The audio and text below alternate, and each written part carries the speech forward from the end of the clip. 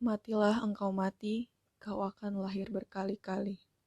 Itu dia penggalan puisi pembuka dari novel Laut Bercerita, karya Laila Chudori.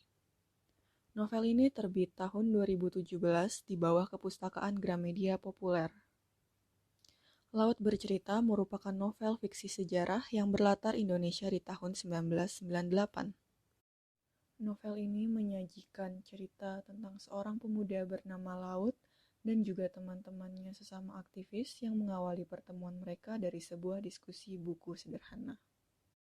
Kegiatan Laut dan teman-temannya kemudian melebar tidak hanya diskusi semata. Mereka juga berusaha turun langsung untuk bersuara dan membantu para rakyat yang tertindas. Pada tahun 1998, para aktivis seperti Laut dan teman-temannya dianggap sebagai ancaman oleh rezim yang berkuasa. Namun, Laut dan teman-temannya tak gentar melawan kuasa tanpa demokrasi saat itu, bahkan hingga titik darah penghabisan. Laut dan teman-temannya hidup menjadi buronan negara yang cukup lama, dan pada akhirnya ia ditangkap dan dihilangkan jejak juga suaranya. Buku ini terbagi menjadi dua sudut pandang. Bagian pertama adalah cerita dari sudut pandang Laut, seorang mahasiswa aktivis.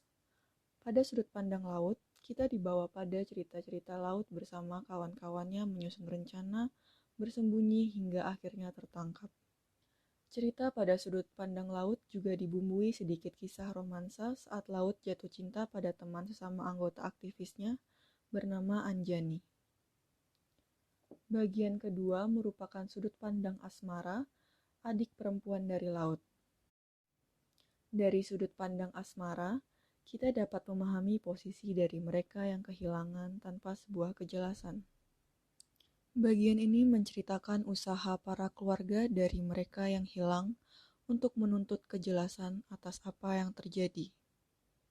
Cerita tentang mereka yang selamat juga tersaji untuk menggambarkan bagaimana mengerikan kejadian tersebut untuk dikenang dan tentu meninggalkan trauma yang mendalam.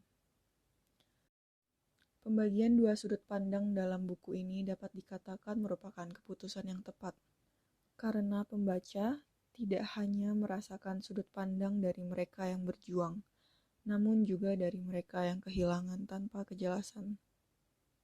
Segala emosi bertumpah ruah dalam buku ini. Kita dibawa dalam gambaran sejarah pahit negara yang tidak akan tertulis dan didapatkan di sekolah. Pilihan kata dalam novel ini dapat dikatakan cukup sederhana dan mudah dicerna, namun tetap indah dan tersusun rapi, sehingga emosi pun dengan mudah mengalir begitu membacanya. Novel sejarah fiksi ini dapat dikatakan cukup luar biasa. Hampir tidak ada kelemahan yang begitu mengganggu.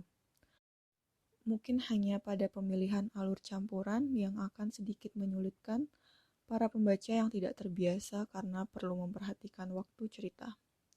Namun hal itu pun sepertinya juga tidak bisa dikatakan sebagai suatu kekurangan yang besar. Secara keseluruhan, novel ini memang layak mendapat banyak pujian dari para pembaca. Meski novel ini hanya merupakan sebuah fiksi sejarah, pada kenyataannya memang terdapat orang-orang yang berjuang dan hilang seperti Laut dan teman-temannya pada masa pemerintahan Orde Baru. Kisah ini mungkin tidak akan ditemukan dalam buku sejarah sekolah, namun sudah menjadi sebuah rahasia umum yang kelam. Bahkan perjuangan dari mereka yang kehilangan untuk mendapatkan kejelasan dan keadilan masih terus dilakukan hingga detik ini.